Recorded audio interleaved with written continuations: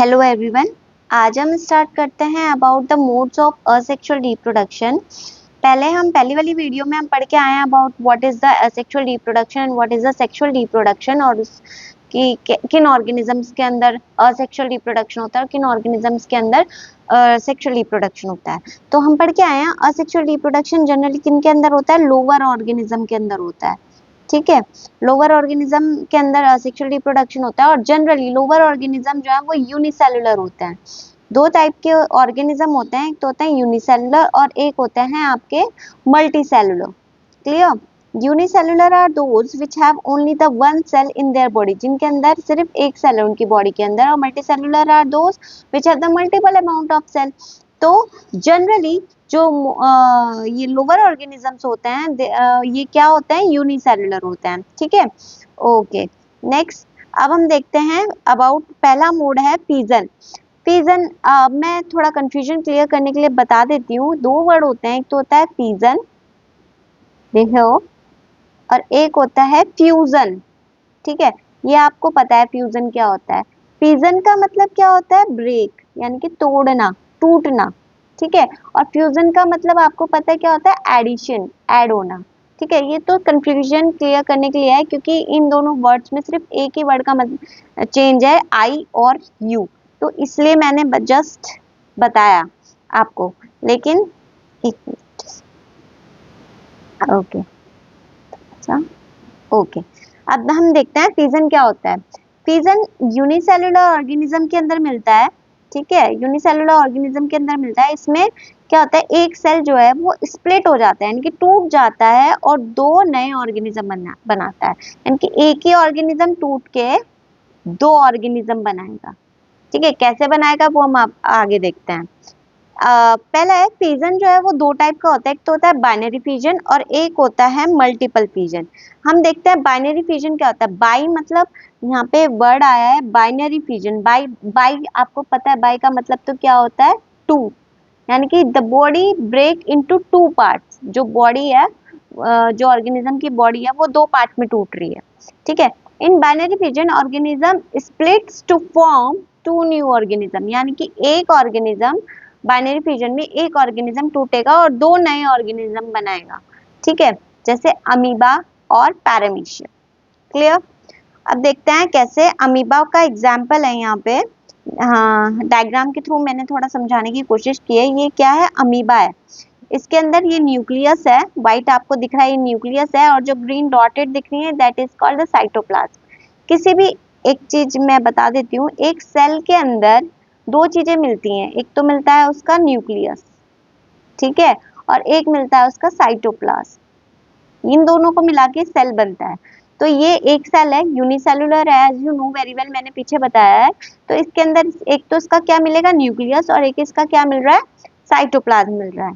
Here next stage में क्या हुआ, जो न्यूक्लियस है, ये जो न्यूक्लियस आपको व्हाइट दिख रहा है, ये जो न्यूक्लियस है ये क्या हुआ, एनलार्ज हुआ। एनलार्ज मतलब थोड़ा सा खिंच गया, जैसे हम रबर बैंड को खींचते हैं ना, ठीक है, इस तरीके से थोड़ा लेथन हो गया, यानी कि थोड़ा खिंच गया।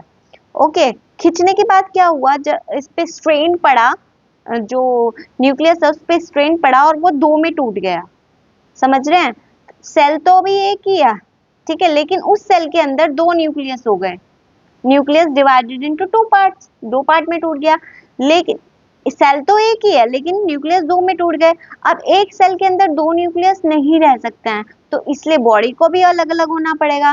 तो अब यहाँ पे क्या हो रहा है, जो साइटोप्लाज्म है वो डिवाइड होने लग रहा है। मतलब ये जो बॉडी है that is the green part, cytoplasm, वो डिवाइड होने लग रहा है। अब वो डिवाइड होगा तो of course the body is break into the two parts.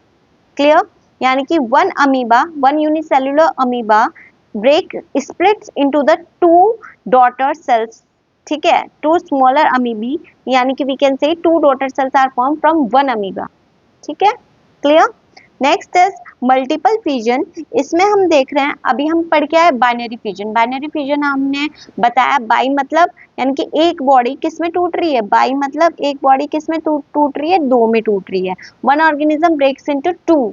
ठीक है, मल्टीपल फिजन में क्या होता है, वन ऑर्गेनिज्म, एक ऑर्गेनिज्म, मल्टीपल मतलब बहुत सारे, वन ऑर्गेनिज्म बहुत सारे ऑर्गेनिज्म में बन जाता है, मतलब one organism splits into the end form multiple amount of organism. कैसे, देखिए the multiple fission, the parent organism splits, parent organism जो होगा वो स्प्लिट होगा और कई सारे नए ऑर्गेनिज्म बनाएगा एक सेम टाइम पे, एक ही टाइम पे।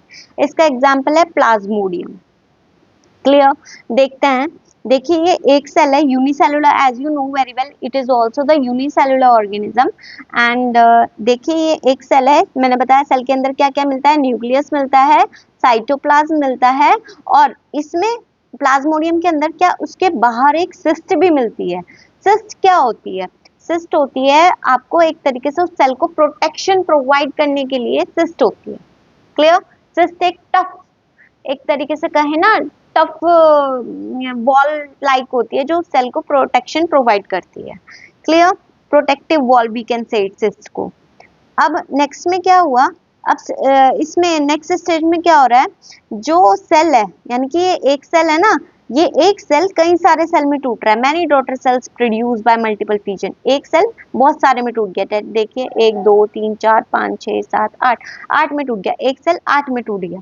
क्लियर, अब क्या हुआ, जब फेवरेबल कंडीशन आई, फेवरेबल कंडीशन यानी कि कंडीशन जो इसके हिसाब से, प्लाज्मोडियम का एग्जांपल दे रहे हैं तो प्लाज्मोडियम के हिसाब से जो कंडीशन आई जिसमें वो सरवाइव कर सकता है, प्लाज्मोडियम जिस कंडीशन में सरवाइव कर सकता है उसको क्या कहता है, फेवरेबल कंडीशन कहते हैं। तो जब भी फेवरेबल कंडीशन आई तो जो ये सिस्ट वॉल है, दिस प्रोटेक्टिव लेयर, ये क्या हो गई, टूट गई, ब्रेक हो गई, सिस्ट ब्रेक, सिस्ट टूट गई, और सारे के सारे प्लाज्मोडियम जो इस सिस्ट के अंदर बने हुए थे वो सारे के सारे कहाँ बाहर निकल गए, सारे डॉटर सेल्स रिलीज। ठीक है, तो एक सेल से कितने बन गए, इतने सारे, many organisms are form, one organism से many organisms are form, it is the multiple fission. समझ रहे हैं, एक तो बाइनरी फिजन हमने समझा दिया, एक से दो, मल्टीपल फिजन से एक से कई सारे। क्लियर, नेक्स्ट है सेकंड है इसमें बडिंग। बडिंग में क्या होता है, सिंपल है, इसका एग्जांपल है हाइड्रा और ईस्ट। इसमें क्या होता है कि जो ऑर्गेनिज्म की पेरेंट बॉडी होती है उसी के अंदर से एक छोटी सी बॉडी निकल जाती है, that is called the bird. ठीक है, और जब वो अच्छे से डेवलप्ड हो जाती है तो वो उसकी बॉडी से कट जाती है, डिटैच हो जाती है। देखिए in budding a small part from the body of parent organism, यानी कि पेरेंट ऑर्गेनिज्म की बॉडी से ही एक स्मॉल आउटग्रोथ निकल गई विच इज कॉल्ड बर्ड। ठीक है, और जब फेवरेबल टाइम आया उसके लिए वो क्या हो गई, उसकी बॉडी से डिटैच हो गई यानी कि अलग हो गई। ठीक है, और नया ऑर्गेनिज्म उसने बना लिया। जैसे देखिए ये क्या है, हाइड्रा है, ये जो एग्जांपल मैं आपको दिखा रही हूँ जो डायग्राम है ये हाइड्रा है। ठीक है, हाइड्रा के क्या है, ये टेंटिकल्स हैं, hair like projections we can say it. ठीक है, ये भी यूनिसेलुलर ऑर्गेनिज्म होता है। इसमें क्या है, अब देखिए यहाँ पे क्या हुआ, एक बॉडी की मतलब पेरेंट, ये क्या है, पेरेंट बॉडी है, ये जो दिख रही है आपको ये पेरेंट बॉडी है। ठीक है, पेरेंट ऑर्गेनिज्म है, वी कैन से इट।